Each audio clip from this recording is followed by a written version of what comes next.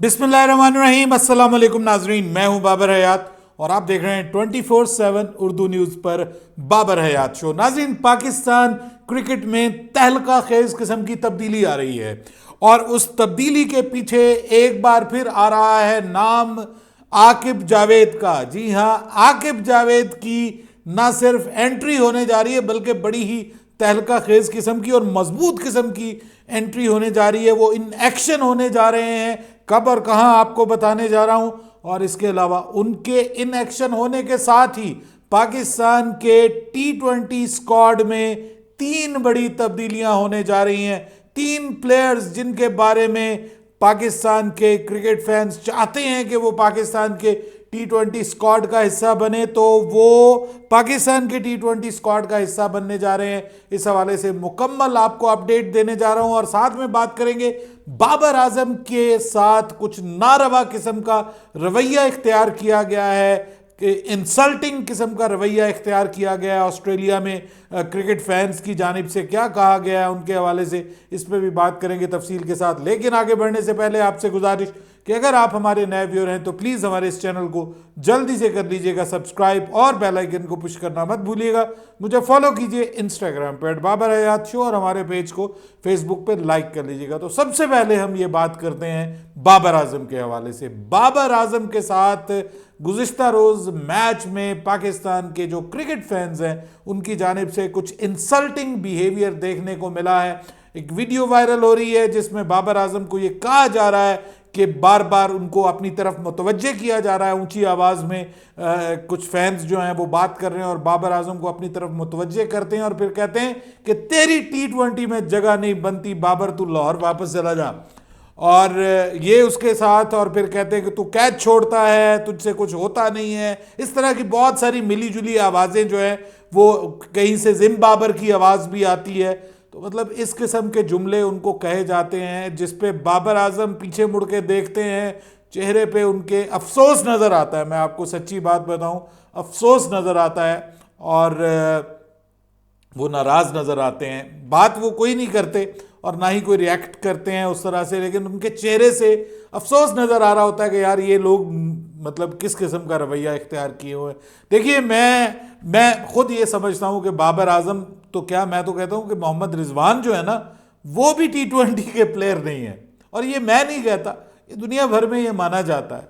लेकिन बात यह है कि हमारे मुल्क में जिसका जहाँ पे दाव लगता है वो लगाए फिरता है। ये नहीं कोई देखता कि यार मुझे अपनी चीज़ों का एहसास होना चाहिए, अपनी कोताहियों का, कमियों का एहसास होना चाहिए और मुझे वही काम करना चाहिए जो मुझे सजता है, जो मुझे जचता है। देखिए, बाबर आजम और Mohammad Rizwan outdated style of cricket खेल रहे हैं T20 का। अब वो नहीं चलेगा, ये मैं अब आपको बताऊं। और एक टीम में इतने सारे इस तरह के प्लेयर्स नहीं चल सकते। आप सलमान अली आगा को भी शामिल कर रहे हैं, वो फिर भी थोड़ा सा बेहतर है, लेकिन फिर भी वो आज के दौर में आप कहें कि एक आध इस तरह का प्लेयर आपकी टीम में होता है, सारे प्लेयर इस तरह के नहीं हो सकते। आपकी टीम में 3 प्लेयर इस वक्त ऐसे हैं कि जो एक ही तरह का एंकर रोल प्ले करते हैं, एक ही तरह का। ये मैं पहले भी बात कर चुका हूं, उस दिन जिस दिन मैच हुआ था उस दिन भी मैंने बात की थी कि ये वो प्लेयर नहीं है कि जो 5 ओवर 7 ओवर 10 ओवर का छोटा मैच खेल के आपको लंबी लंबी हिट्स लगा के दे सके।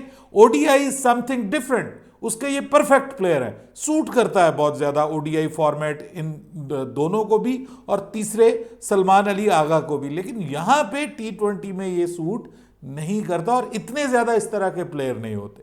दुनिया में हैं, हर टीम में एक आध प्लेयर इस किस्म का होता है कि जो एंकर रोल प्ले करे, लेकिन 3 प्लेयर वारा नहीं खाते सर। तो मैं ये मानता हूं, बिल्कुल मानता हूं, लेकिन इस तरह से सरेआम आप किसी प्लेयर को इस तरह से हजीमत का निशाना बनाएं, जिल्लत का निशाना बनाएं, मैं ये बिल्कुल इस चीज़ को एक्सेप्ट नहीं करता। वो पाकिस्तान का एक सुपरस्टार है, वो दुनिया का इस वक्त नंबर 1 ओडीआई बल्लेबाज है, टेस्ट में उसका ज़बरदस्त किस्म का है। ये अलग बात कि वो इस वक्त आउट ऑफ फॉर्म है, बड़े अरसे तक वो T20 का नंबर 1 बल्लेबाज रहा है। लेकिन आजकल, सॉरी टू से दैट, आजकल की जो क्रिकेट है, अभी रिसेंटली हम जो देख रहे हैं, जिस तरह से इंडिया की यंग टीम सामने आई है और वो T20 क्रिकेट को बिल्कुल एक नए अंदाज में लेकर के चल रहे हैं, दुनिया के सामने ले ला रहे हैं, हत्ता कि जिम्बाब्वे 343 बना रहा है। तो वहाँ पे फिर एहसास ये होता है कि हमें कुछ ना कुछ खिलाड़ी की वैल्यू, वर्थ, उसकी इज्जत, उसकी रिस्पेक्ट सब अपनी जगह, लेकिन कोई भी प्लेयर पाकिस्तान से बड़ा नहीं है और कोई भी प्लेयर क्रिकेट से बड़ा नहीं है। तो मैं ये समझता हूं कि पाकिस्तान क्रिकेट टीम की जो मैनेजमेंट है ना, उसको ये सोचना चाहिए, सोचना पड़ेगा कि आपकी जो T20 टीम है ना वो बिल्कुल डिफरेंट होनी चाहिए। उसमें मैं तो समझता हूं कि ये दुरुस्त फैसला था। और ये जब पाकिस्तान T20 वर्ल्ड कप हारा था ना, मैंने उस वक्त कहा था कि पाकिस्तान को ऑल टुगेदर एक नई टीम T20 की बनानी चाहिए, जिसका कप्तान भी कोई यंग बंदा होना चाहिए, जो कि 2 सालों तक पाकिस्तान को जो है ना, वो अगले 2 सालों तक पाकिस्तान की टीम को जो है वो लेकर के चले। और ये ओडीआई में रखिए सीनियर प्लेयर्स को आप टेस्ट में रखिए, इसमें कोई हर्ज नहीं है, कोई प्रॉब्लम नहीं है। लेकिन अगेन बहरहाल पाकिस्तान की आपको पता है कि इन प्लेयर्स को बाहर करना बहुत मुश्किल होता है। बाबर आजम को सर 2 टेस्ट मैचेस के लिए रेस्ट दिया गया था, तो पूरी दुनिया बोल पड़ी थी कि बाबर आजम के साथ ये कर दिया, वो कर दिया, हालांकि वो दुरुस्त फैसला साबित हुआ था। अब क्या पाकिस्तान दोबारा ये करने जा रहा है? क्या ये कर सकता है पाकिस्तान? क्योंकि इस वक्त पाकिस्तान टीम में बहुत सारी कमजोरियां हैं। ना तो आपके पास प्रॉपर कोई पावर हिटर मौजूद है, ना वो ओपनर्स आपके पास मौजूद हैं जो 6 ओवर्स का प्रॉपर इस्तेमाल करें। पहले दूसरे T20 में आपको पता है सबसे बड़ा डिफरेंस क्या था? जो 60 रन उन्होंने बनाए और खास तौर पे जो 3.1 ओवर में उन्होंने 50 रन बना लिए ना, वो बहुत बड़ा डिफरेंस था। वो डिफरेंस क्यों था? क्योंकि वो जैक फ्रेजर जो है वो देखिए कितने धुआंधार बल्लेबाजी करता है, मैथ्यू शॉर्ट कितनी धुआंधार बल्लेबाजी करता है। ये दोनों उनके ओपनर्स जो हैं वो कितने खतरनाक किस्म के ओपनर्स हैं उनके पास, और ये वो ओपनर्स हैं कि जो मैच को आगे लेकर के जा सकते हैं, कहीं भी लेकर के जा सकते हैं। तो पाकिस्तान को भी इस तरह के लोग चाहिए, और अब मुझे लग रहा है कि उस हवाले से पाकिस्तान उस तरफ जा रहा है। और उस पाकिस्तान की उस रास्ते पर चलने में अगर कोई बंदा मदद कर सकता है तो उसका नाम है आकिब जावेद, जो तगड़े और कड़े फैसले लेने में महारत रखते हैं, पहले भी ले चुके हैं, अब भी ले सकते हैं। पाकिस्तान को इन सीनियर से पाकिस्तान T20 की जान छुड़ाकर यंगस्टर्स को T20 टीम में लाना चाहिए, और अगर कोई सीनियर भी वो लाना चाहिए जो प्रॉपर T20 प्लेयर है, जो वाकई आपको लगता है कि वो T20 प्लेयर है। तो अब बड़ी खबर आज की ये है कि पाकिस्तान के वाइट बॉल का जो खाली होता है दौरा जिम्बाब्वे और दौरा साउथ अफ्रीका के लिए, और मेरी खबर तो यह है कि इवन चैंपियंस ट्रॉफी तक के लिए, तो उस ओहदे के ऊपर पाकिस्तान के इस वक्त के चीफ सेलेक्टर और पाकिस्तान की क्रिकेट को वापस ट्रैक पर लाने का जो बेड़ा उठाया है जिन्होंने, और जो अब तक उसमें ऑलमोस्ट पूरा उतरे हैं, उनका नाम है आकिब जावेद। आकिब जावेद का जी बड़ा रोल होने जा रहा है पाकिस्तान क्रिकेट में, और आज की ताज़ा तरीन बड़ी खबर यह है कि आकिब जावेद पाकिस्तान के वाइट बॉल कोच भी बन रहे हैं जी, वाइट बॉल कोच बन रहे हैं पाकिस्तान के। ये बड़ी खबर है जो आज या कल में आपको इसका बाकायदा ऐलान भी हो जाएगा। उनको फिलहाल उनको जो अबूरी कोचिंग दी गई है, और उनको दौराए जिम्बाब्वे और दौराए साउथ अफ्रीका के लिए कोचिंग दी गई है। लेकिन मेरी खबर यह है कि बताया अभी तक यही जा रहा है, लेकिन मेरी खबर यह है कि उनको चैंपियंस ट्रॉफी तक के लिए कप्तान बना दिया गया, कोच बना दिया गया है। वो पाकिस्तान के वाइट बॉल कोच होंगे, ना सिर्फ ये भी मुमकिन है कि वो पाकिस्तान के रेड बॉल कोच भी बन जाएं, अगर जेसन गिलेस्पी जो हैं वो माजरत कर लेते हैं। जैसे खबरें ये आ रही हैं कि पाकिस्तान क्रिकेट बोर्ड अब चाहता है कि हम अपने लोकल जो कोचेज़ हैं उन्हीं के ऊपर भरोसा करें, हम ये फॉरेन जो कोचेज़ हैं इनसे जान छुड़ाएं, और ये जो ब्लैकमेल करते हैं हमें कि जी हम इतने दिन नहीं आ सकते, हम उतने दिन नहीं आ सकते, और पहले मुआहदा कर लेते हैं, फिर अपनी जिम्मा जो है वो नाजायज़ ख्वाहिशात जो है वो मनवाते हैं। तो इस वजह से पाकिस्तान क्रिकेट बोर्ड अब अपने डोमेस्टिक के जो कोचेज़ हैं या जो आपके अपने इंटरनेशनल कोचेज़ हैं उनको पाकिस्तान की टीम लाना चाह रही है। पहले खबर ये आ रही थी कि शायद सकलैन मुश्ताक को बनाया जा सकता है पाकिस्तान का कोच, या मिसबाउल हक को बनाया जा सकता है, लेकिन अब मोहसिन नकवी साहब इस हवाले से बड़ा फैसला कर चुके हैं, और जो चैंपियंस ट्रॉफी तक अब पाकिस्तान के हेड कोच जो हैं वो मोस्टली अक्रॉस द फॉर्मेट भी हो सकते हैं।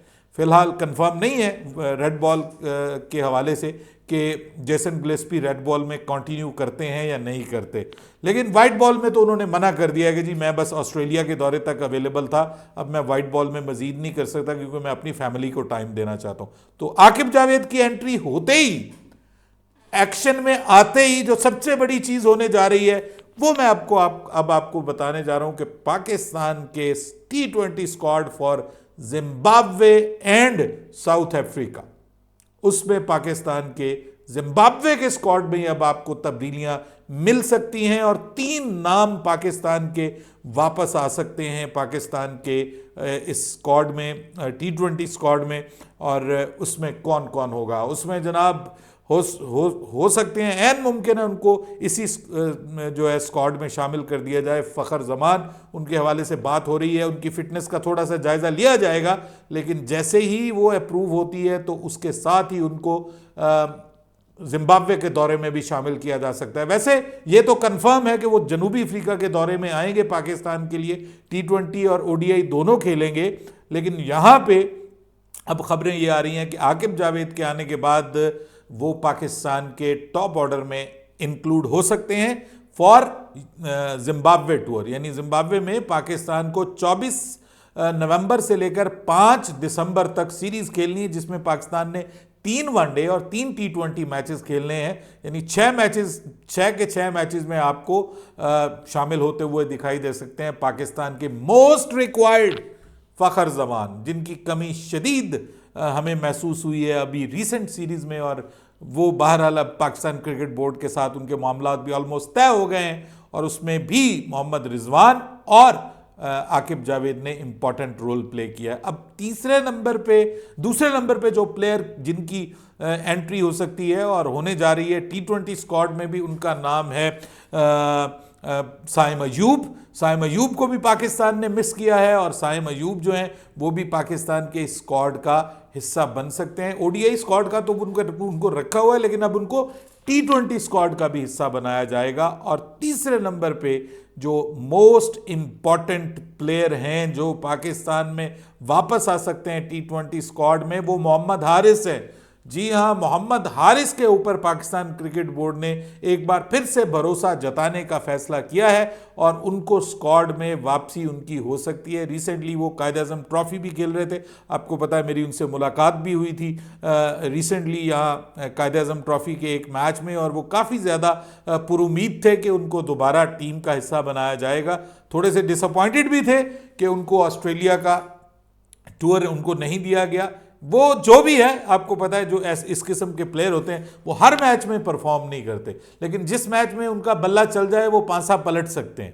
तो ये तो एबिलिटी है ना, जस्ट लाइक ग्लेन मैक्सवेल के वो पहले तीनों ODI मैचेस में वो नाकाम रहे, लेकिन जैसे ही उनको मौका मिला उसने जनाब फौरी तौर पे आपने देखा कि एक मैच के अंदर, बल्कि 2 मैचेस के अंदर उसने पाकिस्तान की टीम को परेशान करने में जो है वो इम्पॉर्टेंट रोल प्ले किया है। तो ये इस तरह के टीम के अंदर जो है वो प्लेयर्स होने चाहिए, पाकिस्तान की टीम का उनको हिस्सा बनना चाहिए। तो मोहम्मद हारिस और साथ में उनके साइम अयूब और फ़खर जमान, अब इनकी वापसी ज़रूरी है पाकिस्तान के वाइट बॉल फॉर्मेट में, और आकिब जावेद के आने के बाद इनकी वापसी काफ़ी जल्दी होती हुई नज़र आ रही है। मोहम्मद यूसुफ के हवाले से खबर आई है कि मोहम्मद यूसुफ जो है वो पहले सिलेक्शन कमेटी से उन्होंने रिज़ाइन किया और अब उन्होंने पाकिस्तान क्रिकेट बोर्ड के अंदर जो उनको एक दूसरा ओहदा दिया गया था, वो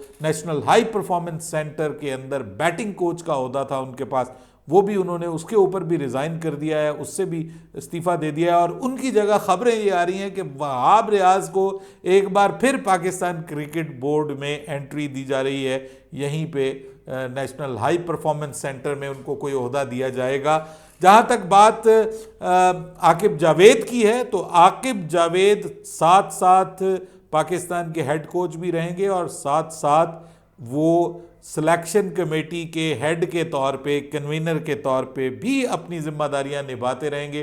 तो एक ही वक्त में वो आपके हेड कोच भी होंगे और चीफ होंगे आपके सिलेक्शन कमेटी के। बुनियादी तौर पर ये पाकिस्तान क्रिकेट में जब ये पहली बार हुआ था, आपको याद होगा, तो ये दोनों ओहदे एक बार दिए गए थे मिसबाहुल हक को, और इसके ऊपर बहुत ज़्यादा एतराज़ किया गया था हमारे आकिब भाई की जानिब से कि यार 2 ओहदे आप कैसे एक बंदे को दे सकते हैं। लेकिन अब उनको अबूरी तौर पर ये दोनों ओहदे दे दिए गए हैं, लेकिन वो ऑब्वियसली वो चाहेंगे कि चैम्पियंस ट्रॉफी के बाद वो वक्ती तौर पर ये ओहदा छोड़ें और फिर वो लाहौर कलंदर्स को दोबारा ज्वाइन करें बतौर एक डायरेक्टर के। अभी भी आप यही समझ लें कि पाकिस्तान में ये डायरेक्टर के तौर पे वो काम करेंगे पाकिस्तान क्रिकेट टीम के अंदर, और एक तगड़ा रोल उनको दिया जा रहा है। और अभी तक तो उनके सितारे अरूज पे हैं भाई, लेकिन सितारे जो हैं वो जवाल का शिकार हो रहे हैं मोहम्मद यूसुफ के हवाले से। अभी तक वजह सामने नहीं आई, जब मुझे अंदाज़ा होगा कि किस वजह से उन्होंने ये सब फैसले किए हैं। बहरहाल ऑब्वियसली बुनियादी वजह तो यही होती है कि आपको वो वैल्यू, वो वर्थ नहीं मिल रही होती जिसका आपके साथ वादा किया होता है। इस पे बात करेंगे मज़ीद अगली वीडियोस में, लेकिन आगे बढ़ने से पहले आपसे गुजारिश कि अगर आप हमारे नए व्यूअर हैं तो प्लीज़ हमारे इस चैनल को जल्दी से कर लीजिएगा सब्सक्राइब और बेल आइकन को पुश करना मत भूलिएगा। मुझे इजाज़त दीजिएगा। अल्लाह हाफ़िज़।